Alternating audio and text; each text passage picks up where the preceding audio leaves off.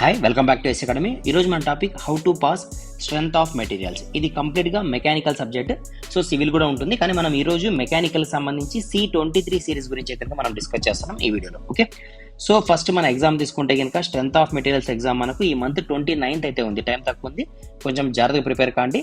ఇది easy subject, at a time మనకి tough subject కూడా. ఎందుకంటే అర్థం కాకపోతే టఫ్ సబ్జెక్ట్, ఎందుకంటే న్యూమరికల్స్ ఎక్కువ ఉంటాయి కాబట్టి, అంటే ప్రాబ్లమాటిక్ ఎక్కువ ఉంటుంది కాబట్టి, అర్థం చేసుకుంటే మాత్రం చాలా easy and scoring subject. Okay, సరే ఫస్ట్ మనం సిలబస్ చూద్దాం. మన సిలబస్ ఎంత ఉంది అంటే టోటల్గా అయితే ఇంకా 5 యూనిట్స్ అయితే ఉన్నాయి మనకి. ఈ టాపిక్ నుంచి 5 యూనిట్స్ ఉన్నాయి. సో ఆ యూనిట్స్లో మనం weightage plus easy point of వ్యూలో తీసుకుంటే కనుక ఫస్ట్ ప్రయారిటీ దేనికి ఇద్దాం అనేది కూడా మనం డిస్కస్ చేద్దాం. ఫస్ట్ టోటల్గా మనకి 5 యూనిట్స్ ఏంటంటే simple stress and strains, strain energy, shear force and bending moment, theory of simple bending, deflection of beam, torsion shaft and springs. ఇది so weightage plus easy point of వ్యూలో తీసుకుంటే simple stress and స్ట్రైన్కి first priority అండి. తర్వాత shear force and bending moment చదవండి. తర్వాత theory of simple bending and reflection of beam చదవండి. ఇక్కడికే మనం పాస్ అయిపోతాం, నో వరీ. సో దీని తర్వాత మనకు స్కోర్ కోసం కావాలనుకుంటే 4th యూనిట్ కింద టార్షన్ చదవండి. తర్వాత 5th యూనిట్ కింద స్ట్రైన్ ఎనర్జీ అయితే చదవండి. అప్పుడు మనకు షార్ట్ ఆన్సర్ క్వశ్చన్స్ కూడా మనం లూజ్ అయితే కాదు. ఓకే, సరే ఒక మోడల్ పేపర్ తీసుకుందాం. దానికంటే ముందు కొన్ని ఇంపార్టెంట్ క్వశ్చన్స్ చూద్దాం టాపిక్ వైజ్గా. సింపుల్ స్ట్రెస్ అండ్ స్ట్రైన్ అనే టాపిక్ తీసుకుంటే ఇక్కడ మీరు ఏమేమి చదువుకోవాలా? సో ఇక్కడ మనం చదువుకోవాల్సిన టాపిక్ ఏంటంటే ఉన్నాయంటే కనుక, సో మీరు ఖచ్చితంగా స్ట్రెస్ అంటే ఏంది, స్ట్రైన్ అంటే ఏంది, దీనిపైన ఐడియా ఉండాలి. సో స్ట్రెస్ డెఫినేషన్ నేర్చుకోండి. తర్వాత స్ట్రైన్ అంటే ఏమి, తర్వాత యంగ్స్ మాడ్యులస్ అంటే ఏంది నేర్చుకోవాలి. తర్వాత డిఫ్లెక్షన్ డెల్టా ఎల్ అంటే ఏమి, యంగ్స్ మాడ్యులస్ అంటే ఏమి, stress by strain. Young's modulus 3 ఉంటాయి మనకు, ఈ అని ఒకటి, జీ ఒకటి, కే ఒకటి. ఈ అంటే ఏమి, యంగ్స్ మాడ్యులస్. జీ అంటే మాడ్యులస్ ఆఫ్ రిజిడిటీ, కే అంటే బల్క్ మాడ్యులస్. ఓకే, అదేవిధంగా deflection delta L. Delta L అంటే డిఫ్లెక్షన్. సో డిఫ్లెక్షన్ సంబంధించిన ఫార్ములా ఏముంది మనకు, PL/A అనే ఫార్ములా ఉంది. సో దీనిపైన మనకి ఎస్ఏ టైప్లో క్వశ్చన్ ఎట్లా రావచ్చు అంటే ఇంకా కంబైన్డ్ సెక్షన్ అయితే ఇస్తాడు. సో ఇక్కడ మనకి డెల్టా ఎల్ కనుక్కోమంటారు. డెల్టా ఎల్ అంటే ఇక్కడ 3 కాంబినేషన్ ఆఫ్ మెంబర్స్ ఉన్నారు కాబట్టి delta L1, delta L2, delta L3 వీళ్ళని యాడ్ చేసి ఇది వస్తుంది. ఓకే, సో ప్యారల్గా దాంతోపాటు డెఫినేషన్స్, పాయిసన్స్ రేషియో అంటే ఏమి, మనకి థర్మల్ స్ట్రెసెస్ పైన కూడా ఐడియా అయితే పెట్టుకోండి, ఎందుకంటే క్వశ్చన్ వచ్చే ఛాన్సెస్ ఉన్నాయి మనకి అక్కడ నుంచి కూడా. ఓకే, తర్వాత స్ట్రైన్ ఎనర్జీ అంటే మనకి ఫస్ట్ 3 యూనిట్స్ అయిపోయిన తర్వాత, మనం అనుకున్న ప్రయారిటీలో 3 యూనిట్స్ అయిపోయిన తర్వాత స్ట్రైన్ ఎనర్జీ కావాలనుకుంటే ఫస్ట్ స్ట్రైన్ ఎనర్జీ డెఫినేషన్ నేర్చుకోండి. డెఫినేషన్ నేర్చుకున్న తర్వాత స్ట్రైన్ ఎనర్జీకి ఇంపాక్ట్ ఆఫ్ లోడ్స్ ఇంపార్టెంట్ కాబట్టి మనకి లోడ్స్ 3 టైప్స్ ఉంటాయి: gradually applied load, suddenly applied load, impact applied load. అంటే స్ట్రైన్ ఎనర్జీ ఎలా స్టోర్ అవుతుంది అంటే ఇంకా దానిపైన మనకి ఇంపాక్ట్ లోడ్ అప్లై చేసిన తర్వాత లోపల స్టోర్ అయ్యే ఎనర్జీని స్ట్రైన్ ఎనర్జీ అంటాము. అది దేనివల్ల జరుగుతుంది అంటే కనుక gradually applied load, suddenly applied load, impact load అనే 3 కేసెస్ అయితే ఉంటాయి. సో దాని బేస్ పైన మనం అయితే ప్రాబ్లమ్స్ చేయాల్సి వస్తుంది. ఈ 3 ఫార్ములాస్ నేర్చుకుంటే చాలు, ఇంకా వేరేదే మనం చదవాల్సిన పని లేదు. ఓకే, సో ప్యారల్గా దాంతోపాటు మన థర్డ్ యూనిట్ తీసుకుంటే shear force and bending moment. ఇక్కడ మనం ఏం నేర్చుకోవాలంటే షార్ట్ ఆన్సర్ క్వశ్చన్కి టైప్స్ ఆఫ్ ఫోర్సెస్, తర్వాత టైప్స్ ఆఫ్ బీమ్స్ అయితే నేర్చుకోవాలి షార్ట్ ఆన్సర్ క్వశ్చన్. ఇంకా మనకి ఎస్ఏ టైప్లో క్వశ్చన్ ఏమొస్తుందంటే మనకున్న కేసెస్ ఏంటి, టైప్స్ ఆఫ్ బీమ్స్ మనం తీసుకుంటే ఫర్ ఎగ్జాంపుల్ క్యాంటిలివర్ బీమ్ ఒకటి ఉంది, సింప్లీ సపోర్టెడ్ బీము, తర్వాత ఓవర్ హ్యాంగ్ బీము, తర్వాత ఫిక్స్డ్ బీము, తర్వాత కంటిన్యూస్ బీమ్. అదేవిధంగా మనం లోడ్స్, టైప్స్ ఆఫ్ లోడ్స్ తీసుకుంటే కనుక లోడ్స్ ఏమేమి ఉన్నాయి మనకు అంటే కనుక పాయింటెడ్ లోడ్ ఒకటి, తర్వాత యూనిఫామ్లీ డిస్ట్రిబ్యూటెడ్ లోడ్ ఒకటి, యూనిఫామ్లీ వేరింగ్ లోడ్ ఒకటి. సో యూనిఫామ్లీ వేరింగ్ లోడ్ అనేది డిప్లొమా బేస్ పైన మనకు అడగడు కాబట్టి, సో రిమైనింగ్ ఈ 2 పైన మనకు అడుగుతాడు. ఎలా, క్యాంటిలివర్లో పాయింటెడ్ లోడ్, క్యాంటిలివర్లో యూడిఎల్ లోడ్, లేదా సింప్లీ సపోర్టెడ్ పాయింటెడ్, సింప్లీ సపోర్టెడ్లో యూడిఎల్ లోడ్. ఇవి మనం నేర్చుకోవాల్సినది. Just 2 definitions. తర్వాత ఈ ప్రాబ్లమ్స్ నేర్చుకుంటే చాలా, అంతకంటే ఎక్కువ అవసరం లేదు.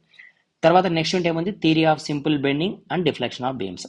ఇక్కడ మనం ఏం నేర్చుకోవాలంటే మనం ఇంతకుముందు కేసులో ఏదైతే డయాగ్రామ్స్ నేర్చుకున్నామో, అంటే ఇక్కడ కేసెస్ ఏమున్నాయి, క్యాంటిలివర్, సింప్లీ సపోర్టెడ్ బీమ్ కదా, దీంట్లో shear force diagram, bending moment diagram వేసి ఉంటాం.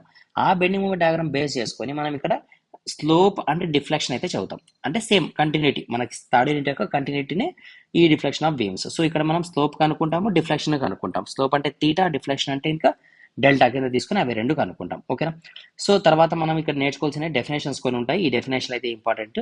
న్యూట్రల్ యాక్సిస్ అంటే ఏమి, radius of curvature, momentum of resistance, bending resistance, momentum of inertia, తర్వాత సెక్షన్ మాడ్యులస్, ఫ్లక్స్చురల్ రిజిడిటీ. ఈ డెఫినేషన్ అయితే చదువుకోండి, ఇంపార్టెంట్ మనకు. ఓకే, దాంతోపాటు ఫార్ములాస్, క్యాంటిలివర్కి, సింప్లీ సపోర్టెడ్ సంబంధించిన స్లోప్ అండ్ డిఫ్లెక్షన్ ఫార్ములాస్ ఒక టేబుల్ వైజ్గా ఉంటాయి కదా టెక్స్ట్ బుక్లో, ఆ టేబుల్ని యాస్టీస్గా బై హార్ట్ చేయండి. ఓకే, తర్వాత నెక్స్ట్ టాపిక్, లాస్ట్ టాపిక్ మనకు యూనిట్లో torsion of shafts and springs. ఇక్కడ షాఫ్ట్స్ తీసుకుంటే మనకి జస్ట్ ఇక్కడ 2 కేసెస్ ఉన్నాయి అంతే. అంటే ప్రాబ్లమ్స్ ఏమేమి వస్తాయంటే టైప్స్ ఆఫ్ షాఫ్ట్స్ అనే క్వశ్చన్ ఒకటి వస్తుంది. తర్వాత మనకు problems T/J = Z θ/L = Fs/R, తర్వాత పవర్కి ఫార్ములా 2π/NT/60. ఈ రెండింటిపైననే ఒక క్వశ్చన్ అయితే వస్తుంది మనకు టార్షన్ బేస్ షాఫ్ట్ని బేస్ చేసుకుంటే. సో దాంతోపాటు మనకు స్ప్రింగ్స్ పైన తీసుకుంటే టైప్స్ ఆఫ్ స్ప్రింగ్స్ అనే question important.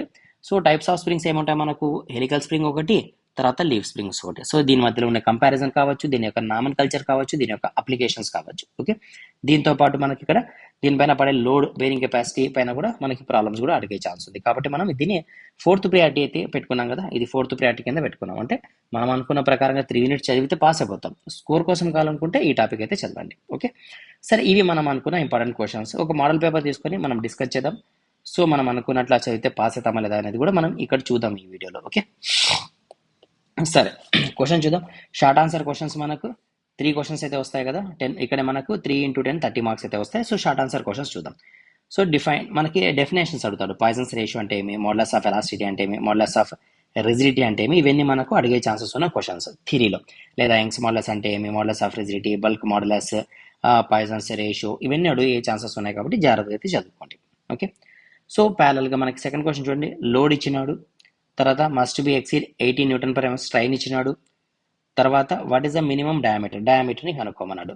So stress is equal to load by ఏరియాలోనే అన్ని క్వశ్చన్స్ ఉంటాయి. ఎందుకు మనకి లోడ్ ఇచ్చినాడు ఇక్కడ, అదేవిధంగా ఏమి ఇచ్చినాడు మనకు strain okay, not exceed 80 Nm/mm². Load per ఇక్కడ ఏమి ఇచ్చినాడు మనకు, లోడ్ పర్ ఏరియా ఇచ్చినాడు. సో మనకి స్ట్రెస్ అయితే ఇచ్చినాడు, స్ట్రైన్ కాదు, ఇది స్ట్రెస్. లోడ్ బై ఏరియా ఎప్పుడన్నా కానీ స్ట్రెస్కి యూనిట్స్ ఏముంటాయి, Nm/m² కానీ Nm/mm² కానీ ఉంటాయి. స్ట్రైన్కి యూనిట్స్ ఏముంటాయి, స్ట్రైన్కి యూనిట్స్ ఉండవు. ఎందుకంటే change in length by version length కదా. సో యూనిట్స్ ఉండవు. మనం యూనిట్స్ బేస్ చేసుకొని కూడా మనం ఐడెంటిఫై చేయొచ్చు. ఓకే, సరే, ఈజీ క్వశ్చన్, మీరు ట్రై చేయండి. తర్వాత డిఫైన్ ఫ్యాక్టర్ ఆఫ్ సేఫ్టీ, ఇది ఇంపార్టెంట్ డెఫినేషన్, రెగ్యులర్గా మనకి రిపీటెడ్గా వచ్చే క్వశ్చన్. తర్వాత స్ట్రైన్ ఎనర్జీలో తీసుకుంటే సడన్గా అప్లైడ్ లోడ్ పైన మనకైతే స్ట్రైన్ ఎనర్జీ కనుక్కోమన్నాడు. మనం ఇప్పుడే డిస్కస్ చేసాం దాని గురించి. తర్వాత 3 టైప్స్ ఆఫ్ బీమ్స్ కావచ్చు, షియర్ ఫోర్స్ డయాగ్రామ్ కావచ్చు, bending moment equation. Bending moment equation అంటే ఇంతకుముందు మనం టార్షన్ ఈక్వేషన్ చూసినాం కదా, సేమ్ అదేవిధంగా బెండింగ్ మూమెంట్ ఈక్వేషన్ ఉంటుంది. M/I = F/Y = E/R. ఇవి రెండు కూడా చాలా ఇంపార్టెంట్. ఇదొక డెఫినేషన్, ఇదొక రిలేషన్ ఆర్ ఫార్ములా. తర్వాత T/J = Z/L = Fs/R. ఇవి రెండు మనకి చాలా ఇంపార్టెంట్. ఈవెన్ దో SM సబ్జెక్ట్లో కావచ్చు, DME సబ్జెక్ట్లో కావచ్చు, ఇవి రెండు కూడా చాలా important formulas. Okay, cantilever beam పైన మనకు అడిగినాడు question, deflection, slope and deflection కనుక్కోమన్నాడు. తర్వాత మ్యాక్సిమం టార్క్, సో డయామీటర్ ఇచ్చినాడు, స్ట్రెస్ ఇచ్చినాడు, మ్యాక్సిమం టార్క్ని అయితే కనుక్కోమన్నాడు. సో చాలా ఈజీ ప్రాబ్లమ్స్. ఇప్పుడు చూడండి, ఇక్కడ ఈ ఫార్ములా తీసుకుంటే మనం ఏం కనుక్కోవాలా, నాట్ ఎక్సీడ్ డయామీటర్ని కనుక్కోవాలా. సో ఈజీ కనుక్కోవచ్చు, ఏం ప్రాబ్లం కాదు. దీనిపైన ఆల్రెడీ మనం నంబర్ ఆఫ్ ప్రాబ్లమ్స్ చేసినాం, మీరు ప్లేలిస్ట్లో చూసినా కూడా కనిపిస్తాయి. అందుకు మనం కొంచెం ఫాస్ట్గా అయితే వెళ్ళిపోతాం. జస్ట్ ఒక రివ్యూ చూద్దామనే ఆలోచనతో, అంటే పేపర్ మనం చదువుకున్న ప్రకారంగా మనం ఏదైతే అనుకున్నామో దాని ప్రకారం చదివితే మనం పాస్ అవుతామా లేదా దానికోసం జస్ట్ మనం రివ్యూ చేస్తున్నాం అంతే. ఓకే, తర్వాత ఇండెక్స్ అంటే ఏమి, స్టిఫ్నెస్ అంటే ఏమి. సో ఇవి మనకు స్ప్రింగ్స్ అనే దాంట్లో important definitions. Okay, next stress and strain curve for MS స్పెసిమెన్కి అడిగినాడు, మైల్డ్ స్టీల్కి. అదేవిధంగా MS బార్ ఇచ్చినాడు, లాంగ్ ఇచ్చినాడు, లెంత్ ఇచ్చినాడు, డయామీటర్ ఇచ్చినాడు, లోడ్ ఇచ్చినాడు. So find the maximum stress కనుక్కోమన్నాడు. ఓకేనా, డిఫరెంట్ కేసెస్లో, అంటే సడన్లీ అప్లై లోడ్ ఇలా కేసెస్ ఇచ్చినాడు, ప్రాబ్లం చేయమన్నాడు. చాలా ఈజీ ప్రాబ్లం ఇది, ఒక ప్రాబ్లం నేర్చుకున్నా చాలు. తర్వాత క్యాంటిలివర్ పైన problem, shear force and bending moment అడిగినాడు క్వశ్చన్.